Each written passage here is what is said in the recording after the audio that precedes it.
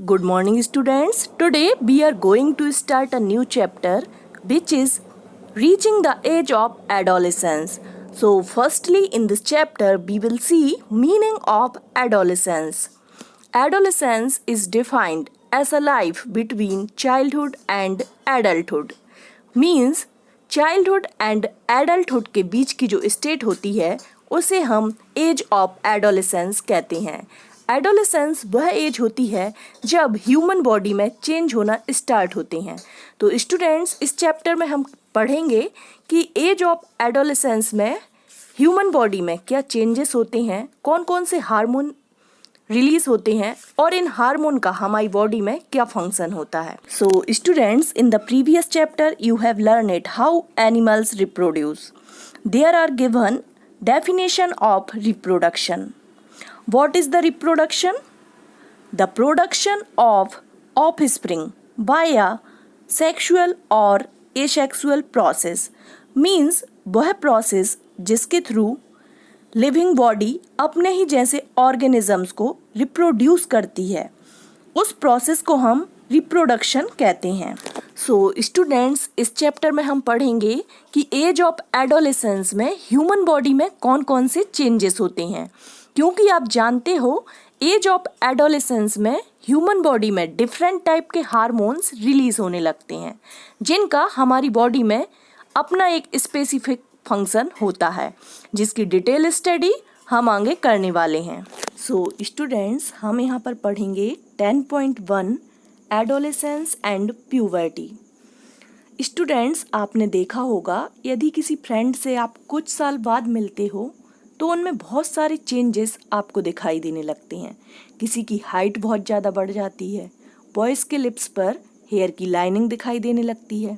इसका मतलब होता है चाइल्ड अब ग्रोथ कर रहा है और एज ऑफ एडोलेसेंस स्टार्ट हो गई है।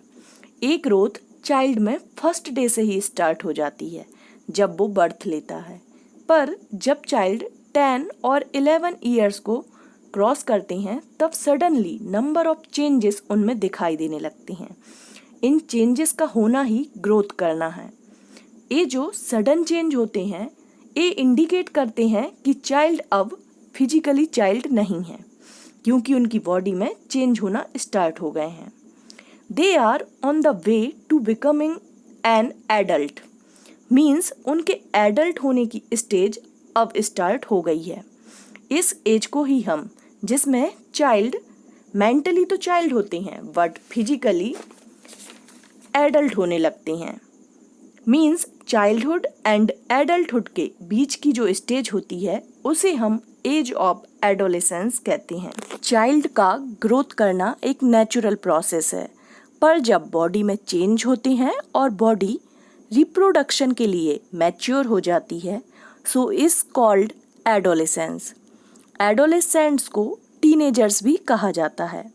टीनेजर्स की एज 13 to 19 ईयर्स होती है। मीन्स 13 to 19 ईयर्स के गर्ल्स और बॉयज़ को टीनेजर्स कहा जाता है। गर्ल्स में एज ऑफ एडोलेसेंस बॉयज़ के कंपेयर में 1 से 2 ईयर पहले स्टार्ट हो जाती है। वैसे person to person age of adolescence different हो सकती है। इस एज ऑफ एडोलेसेंस में ह्यूमन बॉडी में जो चेंजेस होते हैं उन चेंजेस को ही हम प्यूबर्टी कहते हैं। प्यूबर्टी में गर्ल्स एंड बॉयज़ में होने वाला सबसे इम्पॉर्टेंट चेंज रिप्रोडक्शन होता है। इस एज में गर्ल्स एंड बॉयज़ रिप्रोडक्शन के लिए कैपेबल हो जाते हैं।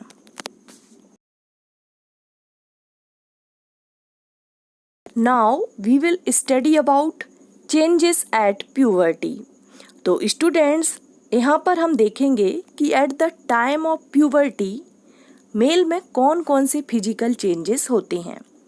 फर्स्ट यहाँ पर दिया गया है, इस एज में बॉयज़ की हाइट सडनली बहुत ज़्यादा इंक्रीज़ होने लगती है, क्योंकि आर्म्स एंड लेग्स की बोन्स टॉल होने लगती हैं, जिससे बॉयज़ की हाइट बढ़ने लगती है। सेकंड यहाँ पर वॉइस दिया गया है। आपने देखा होगा आपकी जो एज है, इस एज में आपकी वॉइस चेंज होने लगती है, कुछ हार्ड होने लगती है, डीप होने लगती है। मीन्स आपकी आवाज़ भारी हो जाती है और कुछ टाइम बाद ये आवाज़ नॉर्मल भी हो जाती है। At the time of puberty the voice box और the larynx begins to grow. Means puberty में मेल का वॉइस बॉक्स या लैरिंग्स जो कि थ्रोट में होता है, ये बहुत ज़्यादा ग्रोथ करने लगता है और फूलकर एप्पल जैसा दिखाई देने लगता है, जिसके कारण इसे एडम्स एप्पल भी कहा जाता है।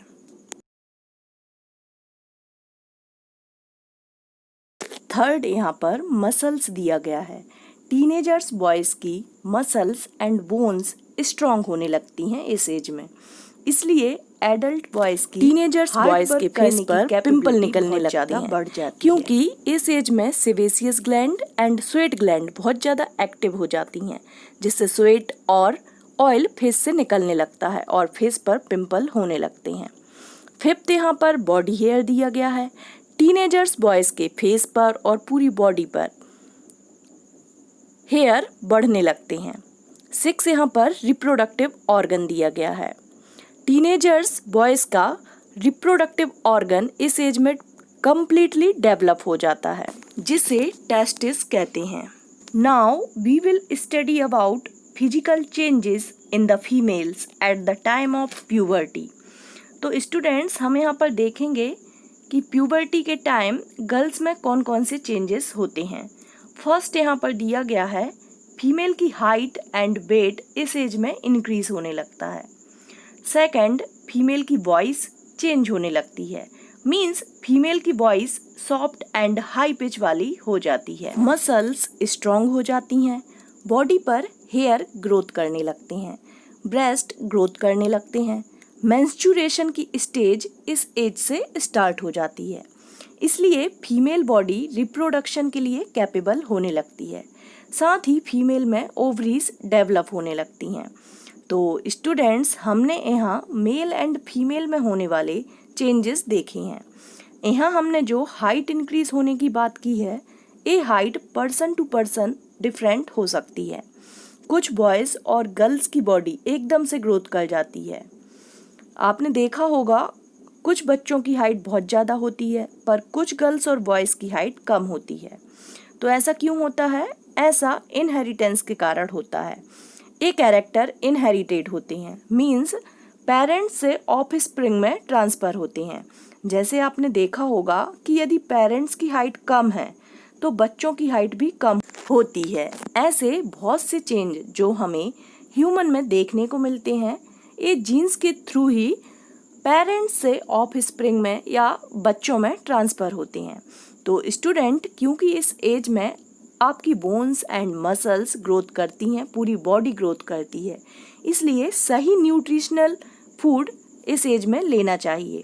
न्यूट्रिशनल फूड मीन्स जिसमें ग्रोथ के लिए नेसेसरी सभी न्यूट्रिएंट्स सफिशिएंट अमाउंट में प्रेजेंट हों, जिससे आपकी बॉडी प्रॉपर ग्रोथ कर सके। तो स्टूडेंट्स, इसी के साथ ये टॉपिक आज का ख़त्म होता है। यदि आपको कुछ समझ में नहीं आया है तो आप पूछ सकते हैं, और जिसने अभी तक चैनल को सब्सक्राइब नहीं किया है तो प्लीज़ इसे सब्सक्राइब कर दें। Thank you so much students.